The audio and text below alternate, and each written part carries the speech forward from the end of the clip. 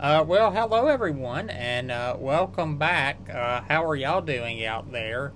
As I am recording this video, we are in July of 2025, so we're about a year or so away from when the primaries for the 2026 election will be getting very heated and occurring in rapid succession, and we're really getting a good picture of where primary voters are.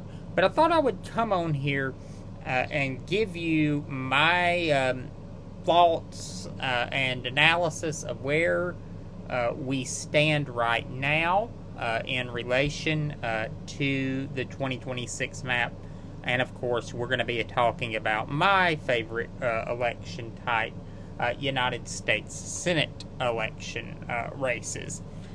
So at the moment, we have 7 current senators who have announced their retirements, and I put a little asterisk beside that because it could be 8. There's a couple of more senators that people have their eyes on expecting retirements. The 8th is Michael Bennet, who is running for governor of the state of Colorado. And if he wins, he obviously will have to resign from the United States Senate to assume the governor's seat. And in that case, he would appoint his own successor.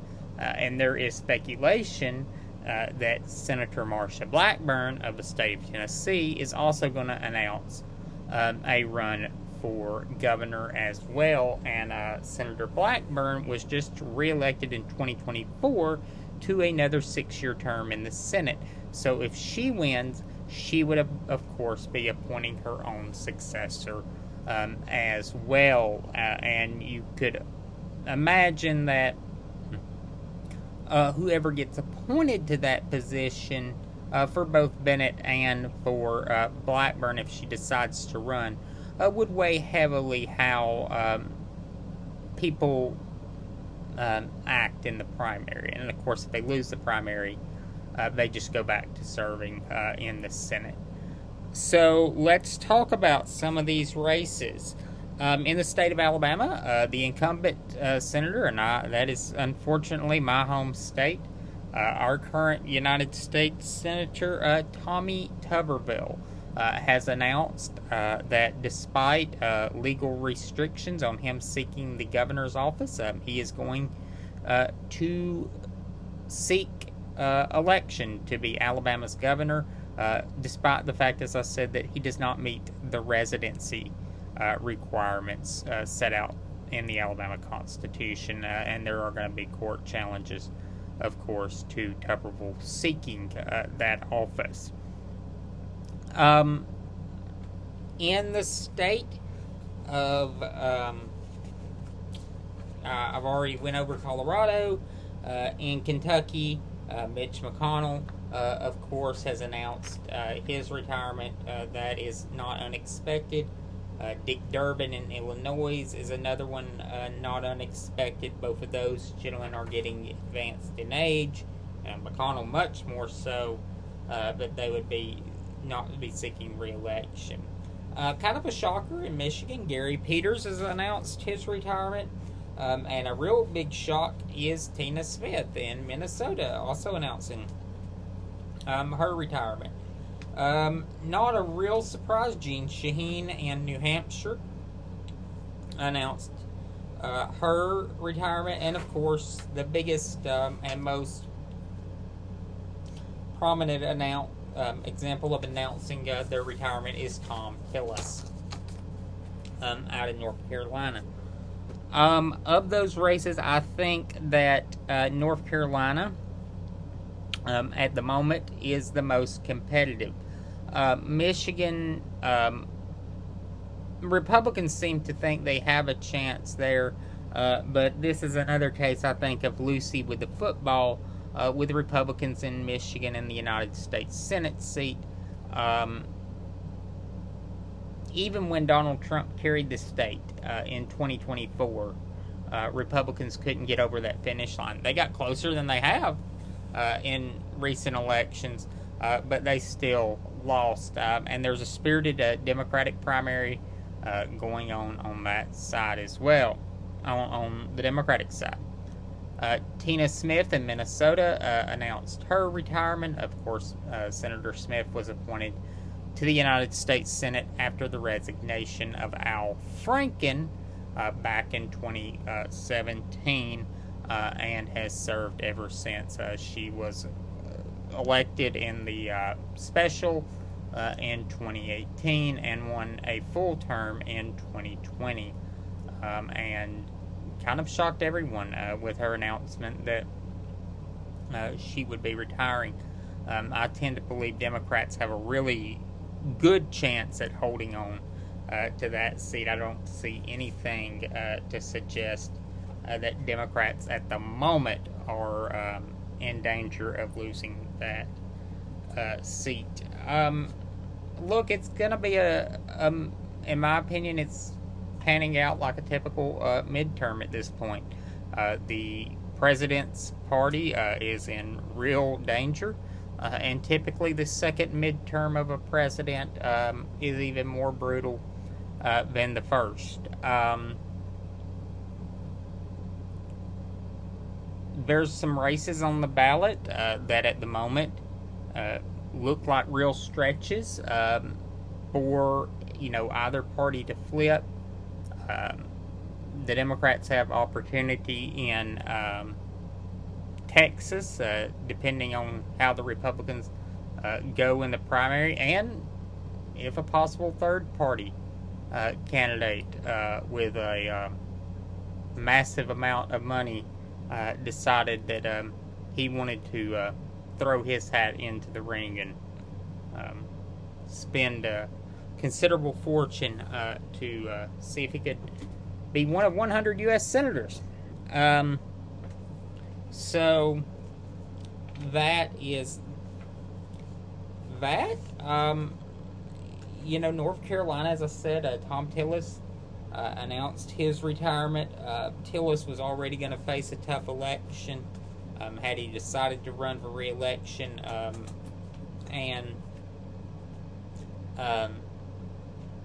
If you listen to the online Republican chattering class, he had angered them with some of his statements and actions.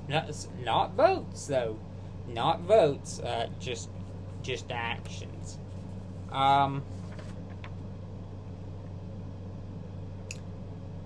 In Georgia, Jon Ossoff at the moment appears to be in very good position. That race at the beginning of the year, I will admit, gave a lot of Democrats heartburn. Senator Ossoff, in one of the most swing states in the nation, but Governor Kemp deciding to forego a Senate run has temporarily kind of paused attention on that race, and it has shifted a little to the north of Georgia in the state of North Carolina. Iowa could be a place also where Democrats have a really good chance to pick up a seat there. Joni Ernst has made some pretty tone-deaf political statements. And as always, the state of Maine, Susan Collins. And I predict right now that there is a random state legislator or member of a local governing board that is going to get in this Senate race very soon. And they have a tremendous opportunity within 2 years to be a United States Senator. Senate elections are littered with the political careers of senators who thought they were invincible, who thought that they couldn't lose. And they get swept up in a wave. And there were a lot of them in 1980 and a lot of them in 2008. And I think that this midterm, there's going to be a lot of them too. So we'll keep our eyes peeled. I will be here regularly, providing you updates and my thoughts as we get closer and closer to the 2026 elections and beyond. I'll, of course, do every Senate race on the ballot this again, like I've done since 2020. I'll, give my thoughts, analysis, and predictions on those races. I really enjoy doing that, and this will be the first time that we do repeat of races and senators that we've covered before. We've already covered all 100 U.S. senators at this point, and we're going to begin the wraparound this time in our journey. So I look forward to the midterms. Midterms are very exciting elections and can tell a lot about the mood of the country, and especially a second midterm of president, as I was saying. They can give a real clue as to where the country is headed in the upcoming presidential election, much better than a president's first midterm. 2014 was a good night for the Republican Party, and it portended a Republican victory in 2016. In 2006, Democrats had a amazing night that portended the Obama wave. There, as I said, the second midterm of a president is a much better indicator, I think, of where the country is headed in the next presidential election. So we much better than the